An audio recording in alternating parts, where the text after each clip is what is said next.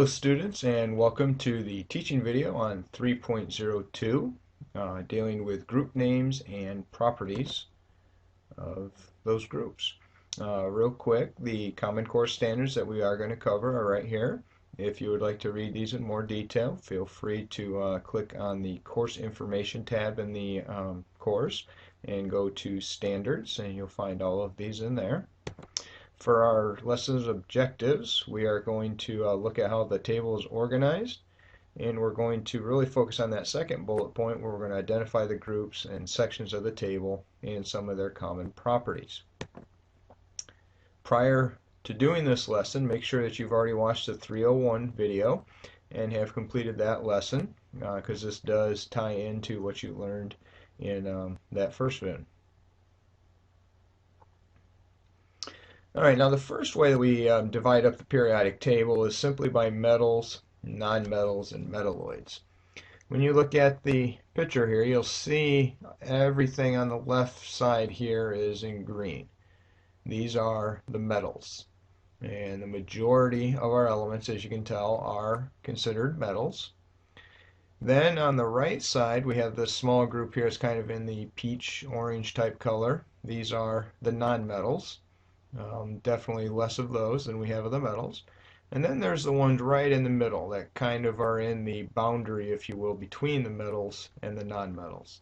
The purple shaded ones here. These are called the metalloids. And basically they have a little bit of metal property and a little bit of nonmetal property. So we call them metalloids. So let's just look at each of those three groupings real quick. First off, the metals. As I already mentioned, they are the most abundant type of element we have. They, generally speaking, are good conductors of heat and electricity. They also can reflect light and heat. Most metals have a luster, which means they're shiny. And most metals are malleable, and that simply means you can take a piece of it, you can, hammer it or roll it, and form it, shape it into different things that you want to do with it. And also in that same type of category is ductile, and that basically means you can take a piece of it and you can stretch it out and make it into wiring. And down on the bottom here you just see some pictures of some examples of different metals. You can see how they definitely have that shiny look to them, and you can think about the different uses of metals and realize that we definitely take advantage of the malleable and ductile property, copper wiring. Using metal to make frames of cars and things like that. So these are properties that we definitely like to use, and even the cooking pots, and it makes them very useful to us. Non-metals, some of these are going to be kind of the opposite of metals. They are poor conductors of heat and electricity.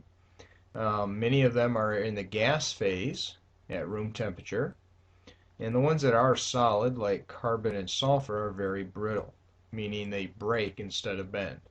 A good way to think of that is pencil lead. It's actually made out of carbon, and of course I'm sure well aware that carbon typically is brittle and breaks and doesn't bend for us. Okay, and again, here are just some pictures of examples of those different ones: carbon, nitrogen, oxygen, and so on. Alright, now metalloids, again, have a little bit of both as far as their properties. They are also considered semiconductors, again, because they do have similar characteristics to metals and some like nonmetals. Whereas metals are great conductors, metalloids can conduct a little bit of electricity. So that's why we call them semiconductors. Because of that, metalloids are used quite frequently, like silicon and germanium, in electronic devices where we just want a little bit of electricity and heat to flow, whereas with a metal we would want more to flow.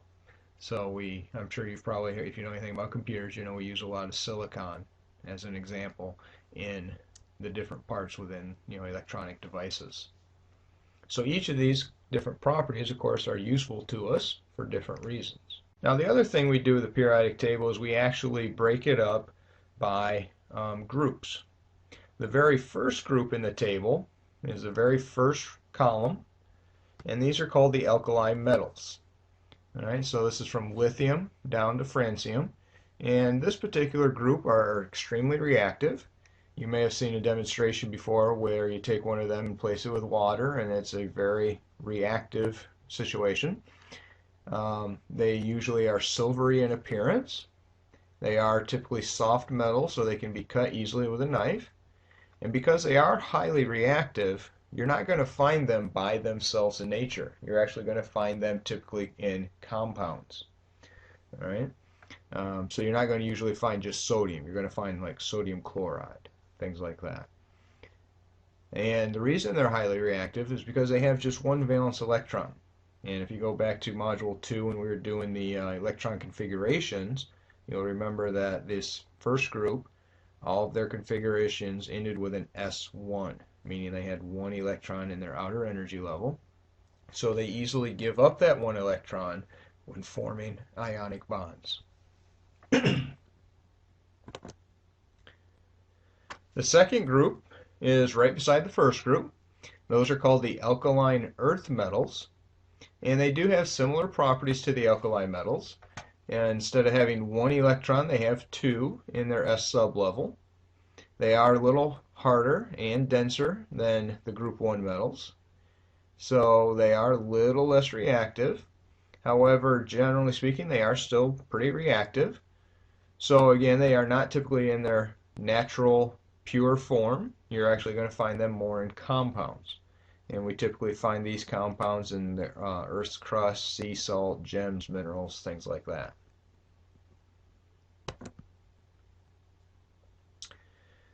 All right, the third one here really isn't a group, but we're going to mention hydrogen and helium here. Hydrogen is placed in group 1 on your periodic table. It's in the upper left corner of the periodic table. The reason it's placed there is because of the configuration. It has S1 configuration. All right, so it's got one valence electron. In actuality, though, it's considered a nonmetal because of its properties. But for the periodic table, we actually put it all the way to the left just to line up the configurations with the other ones in group 1. Helium has electron configuration 1s2, meaning it has two valence electrons, very similar to the alkaline earth metals. But again, we don't leave it with the group 2 elements on the left side of the table. We actually move it all the way over to the upper right corner. The reason for that is because helium, even though it's only got those two electrons, does have a filled valence shell. Remember, the first energy level can only hold two electrons, going back to Module 2 topic there. So because of that, helium actually acts more like the noble gases in group 18, because it has a filled outer energy level. It is stable. It is not very reactive, and it would much rather just stay by itself. So because of the property similarities, we move it over with the noble gases and group 18 on the right side of the table. All right, now since we're on the right side of the table, we also can mention some of the groups we have over there. We have the halogens, group 17. This is fluorine, chlorine, bromine, and so on. These are your most reactive nonmetals. They are going to form ionic compounds with metals. Generally, when they are by themselves in their pure form, they're going to be in diatomic form. So that means if you find fluorine in nature, it's going to be F2, chlorine, Cl2, and so on. The reason for this is because they have 7 valence electrons. They only need one more electron to have a full valence. So what they do is they overlap one of their orbitals and they share that electron with another atom of the same element, thereby making these diatomic molecules. Now they do vary in states of matter. Fluorine and chlorine are gases at room temperature, whereas bromine's a liquid and iodine would be a solid at room temperature. And we do use these for different uses like water purification, photography, insecticides, so on.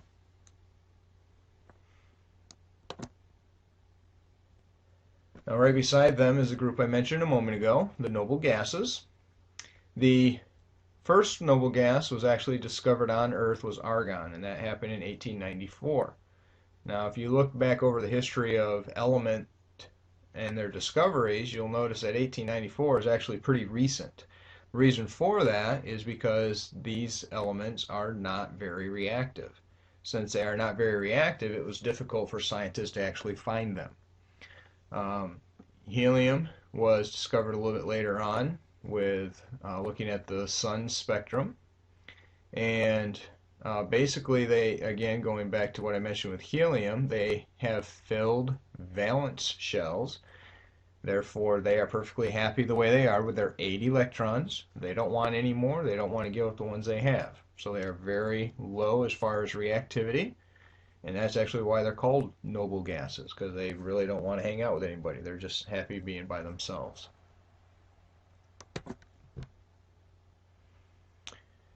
All right, so the other two main groups that we will look at are the transition metals and the inner transition metals. Well, the transition metals are the D block, going back to electron configurations. So basically groups 3 through 12. Just like the other metals, they are good conductors of electricity, but they are less reactive than the group 1 and group 2 metals. So we like to use a lot of these for things that we want to last for a while, like construction and electrical wiring, jewelry, things like this.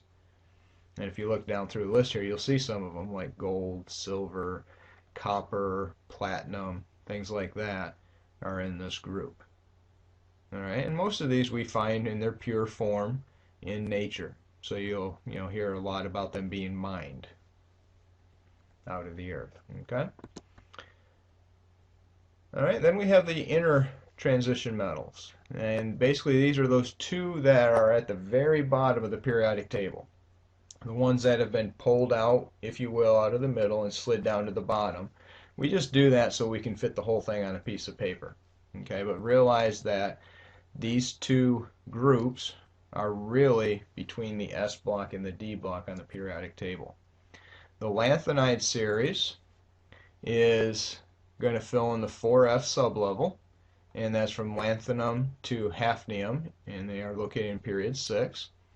And then right below them is the actinide series, also 14 elements from actinium to rutherfordium, and that's in period 7. Okay, the first one, the lanthanides, these are very shiny and reactive metals. The actinide series, however, though, the first 4 we can find naturally. That's up to uranium.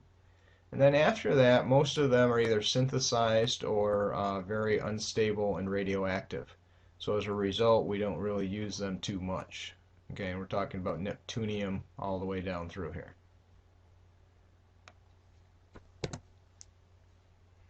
All right, so that is it. Those are the groups. Make sure you review both lessons 301 and 302. And then if you go into the activity tab, you'll see that there is a research project you'll do. Basically, you're going to pick an element, you're going to research the different information on the element, put together a presentation, and then submit that for grading either in the assessment or gradebook section. I hope this was a helpful video, and we look forward to seeing you soon.